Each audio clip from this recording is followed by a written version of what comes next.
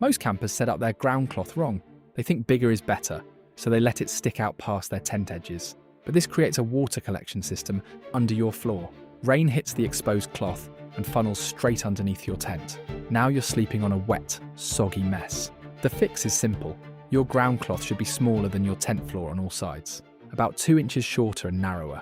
This way, rainwater hits your tent and rolls off onto the ground, not onto your cloth. If your ground cloth is too big, just fold the edges under before you set up, or trim it with a knife if you need to. The cloth should disappear completely under your tent footprint. No edges sticking out anywhere. Even experienced campers get this wrong sometimes. They see that extra material and think it's protecting more of their gear, but it's actually creating the problem. Keep your ground cloth hidden under your tent floor. Dry floor, dry sleep.